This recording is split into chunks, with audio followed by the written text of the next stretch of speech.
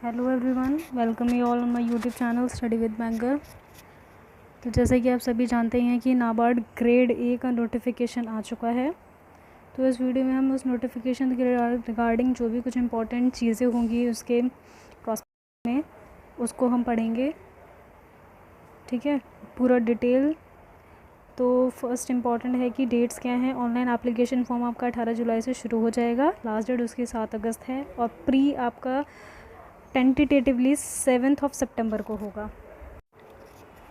ये सारी वैकेंसीज़ हैं, किस किस जर्नलिस्ट में क्या है, स्पेसिफिक स्ट्रीम में क्या क्या वैकेंसीज़ आई हैं वो हैं। टोटल 170 वैकेंसीज़ हैं, तो इसको काउंट कर लीजिए अकॉर्डिंग टू द रिजर्वेशंस क्या क्या चीज़ें हैं, कितनी वैकेंसीज़ हैं। देन आपकी जो एज होनी चाहिए वो 1/7/2022 से तक कैलकुलेट की जाएगी, जो कि 21 से 30 के बीच होनी चाहिए, ठीक है। यानी कि 1/7/2001 के बाद का डेट ऑफ बर्थ नहीं होना चाहिए। तो डेट को ज़रूर देखिए अप्लाई करने से पहले। नेक्स्ट है आपका सिलेक्शन प्रोसीजर क्या है। प्री होगा और मेंस होगा।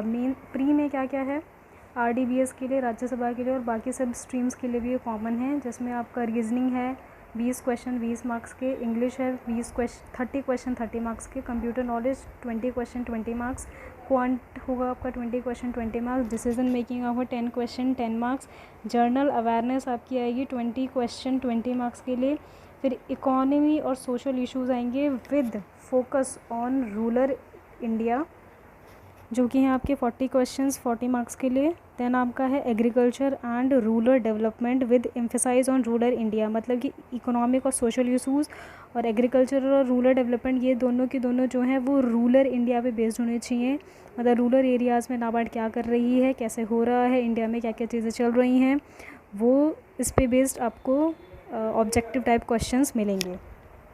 देखिए, ये जो पेपर होगा आपका इंग्लिश और हिंदी दोनों में होगा, एक्सेप्ट जो इंग्लिश का टेस्ट है वो इंग्लिश में ही होगा, बाकी दोनों बायलिंगुअल होंगे। और टोटल टाइम जो है वो 120 मिनट्स है, इसमें कोई भी सेक्शनल टाइमिंग नहीं है।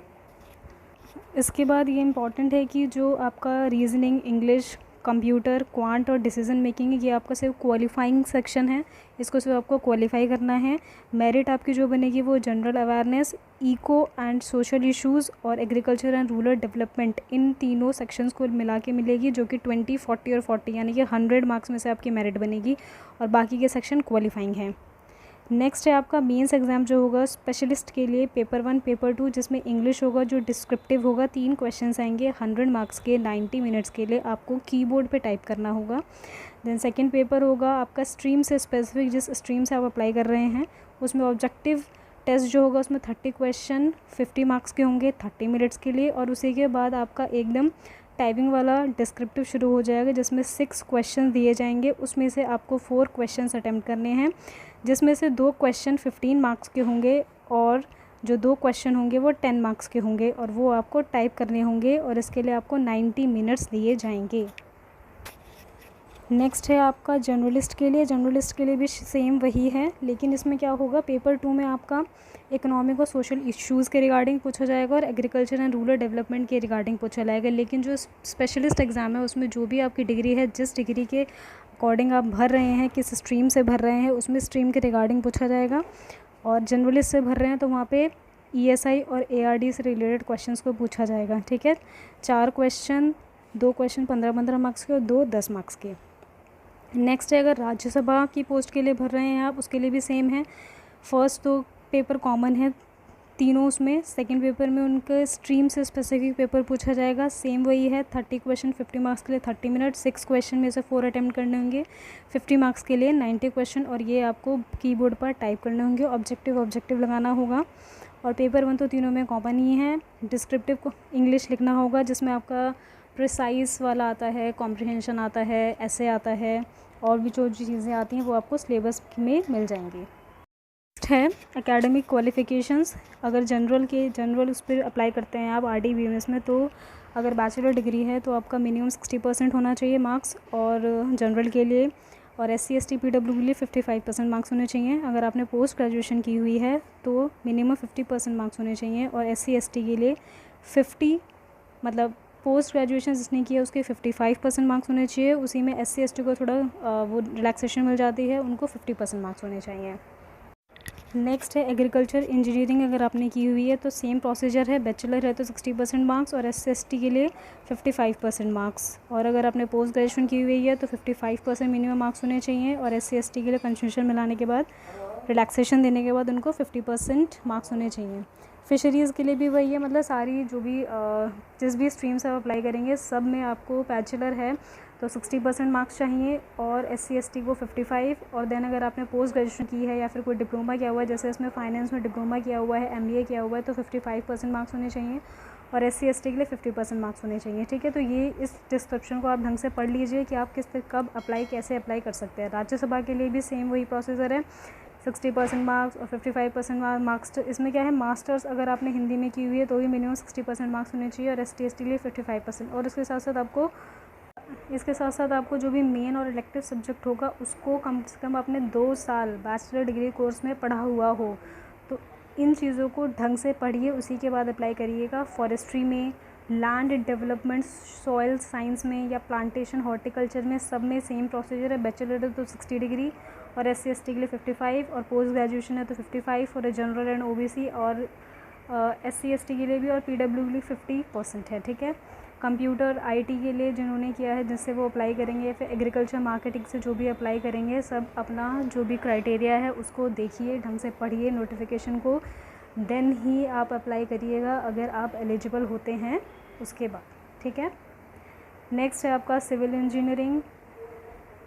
Minimum 60% marks, for PWD 55% marks, post graduation में 55% मार्क्स एंड PWD लिए 50% मार्क्स। सेम वही है इन्वायरमेंटल इंजीनियरिंग साइंस के लिए।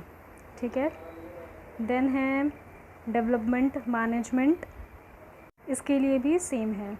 देन आपका इंटरव्यू जो होगा वो 50 मार्क्स का होगा और जिन रेशियो में आपको सेलेक्ट किया जाएगा, जो प्री क्वालिफाई करेंगे, तो मेंस में जो इनको बैठाया जाएगा वो एक सीट पे 25 बच्चों को क्लियर किया जाएगा और इंटरव्यू में एक सीट पे 3 बच्चों को बैठाया जाएगा। उसके रिगार्डिंग आप देखिए उसको, उसके रिगार्डिंग आपका वो मतलब आपकी जो मेरिट होगी वो उसी के बेसिस पे ही बनाई जाएगी। और क्या है, रॉन्ग आंसर के लिए 1/4 आपका नेगेटिव मार्किंग है ही है, फ़ेज़ 1 फ़ेज़ 2 दोनों के लिए। और जो कट ऑफ होगी आपकी 2 स्टेज में होगी, on the score of individual test और टोटल स्कोर, मतलब इंडिविजुअल भी निकाला जाता है कट ऑफ और ओवरऑल भी कट ऑफ निकाला जाता है। आपको इंडिविजुअल और ओवरऑल दोनों में ही क्वालिफाई करना होता है। सारे के सारे बैंक एग्ज़ाम में सेम ही प्रोसीजर है। देन है आपका प्री रिक्रूटमेंट ट्रेनिंग, जो SC ST OBC PWD वाले कैंडिडेट तो जो चाहते हैं कि एग्ज़ाम से पहले उनकी प्री रिक्रूटमेंट ट्रेनिंग कराई जाए, उनको क्या करना है, इसके नीचे नोटिफिकेशन में एक फॉर्म दिया हुआ है, उसको फिल करने के बाद इसको भेजना है। पढ़ लीजिए इसको किस तरीके से फिल करना है, कहाँ भेजना है, कैसे भेजना है। ठीक है, और जो फ़ीस है वो फ़ीस है SC ST PWD के लिए जो है एप्लीकेशन फ़ीस निल है, उन्हें बस इंटीमेशन चार्ज देने होंगे 150 रुपये, यानी टोटल 150। जो बाकी हैं जो OBC और EWS बच गए और जनरल कैटेगरी में आते हैं, उनके लिए जो एप्लीकेशन फ़ीस है वो 650 है, इंटीमेशन चार्ज 150 रुपये है, तो टोटल मिला के 800 रुपये का हो गया। और जो पहले से स्टाफ होंगे उनके लिए उन्होंने कुछ दिया नहीं है, मे बी शायद फ्री हो। ठीक है, तो उसको देख लीजिए। नेक्स्ट है आपका सैलरी कैसे बनेगी। देखिए, जो आप अब सेलेक्ट हो जाते हैं तो जो पे स्केल होगा, जो आपकी बेसिक सैलरी होगी वो 28,150 होगी पर मंथ। इसके साथ जो बेसिक होती है उसके साथ साथ आपको कुछ अलाउंस भी मिलते हैं। ठीक है, जैसे कि अलाउंस यहाँ पे नीचे दे रखा है, इंटरनेट एक्सपेंस हो गया, न्यूज़पेपर हो गया, internet telephone recharge, book grant, allowance होता है फर्नीचर के लिए। ये जो अलाउंसेस होते हैं वो आपको एक्स्ट्रा मिलते हैं। लेकिन बेसिक के साथ साथ आपको क्या मिलता है, बेसिक के साथ साथ आपको डियरेंस अलाउंस मिलेगा, लोकल कंपल्सरी अलाउंस मिलेगा, हाउस रेंट अलाउंस मिलेगा, ग्रेड अलाउंस मिलेगा टाइम टू टाइम। तो इसका टोटल मिला के जो आपकी पूरी सैलरी होगी 1 मंथ की ग्रॉस, वो 70,000 पहुँचेगी। ठीक है, और इसमें देखिए जैसे दे रखा है 28,150, उसके बाद दे रखा है 1,550 ब्रैकेट में 4 लिखा हुआ है। इसका क्या मतलब, इसका मतलब है जब आप लगेंगे तो फर्स्ट ईयर आपको 28,150 आपकी बेसिक मिलेगी। उसके बाद जब आपका 1 साल बाद इंक्रीमेंट होगा, यानी अगले 4 साल के लिए जो भी आपको पर ईयर इंक्रीमेंट मिलेगा वो 1,550 ऐड होगा आपकी बेसिक में। ठीक है। बाकी जो डियरेंस अलाउंस और local compulsory allowance, house rent allowance है, वो चेंज होते रहते हैं, ठीक है, अकॉर्डिंगली। लेकिन जो बेसिक है आपका वो इसमें स्पेसिफिक दे रखा है। तो पहले 4 साल के लिए 1550 बढ़ेगा, तो टोटल आपकी सैलरी जो हो जाएगी 4 साल बाद बेसिक की वो 34,350 हो जाएगी। देन अगले 7 साल के लिए 1750। इस तरीके से आप इसको, मतलब इस तरीके से आपकी सैलरी बनेगी। तो अप्रॉक्सीमेट टोटल मिला के 70,000 आपको पड़ जाएगी। उसके बाद जो भी अलाउंसेस अलग होते हैं जो प्री रिक्वेस्ट के कॉलम में दे रखे हैं वो अलग हो जाएंगे, ठीक है। तो मतलब शायद 15 से 20 तो मुझे एग्जैक्ट पता नहीं है, लेकिन काफ़ी ज़्यादा अलाउंसेस ज़्यादा होते हैं।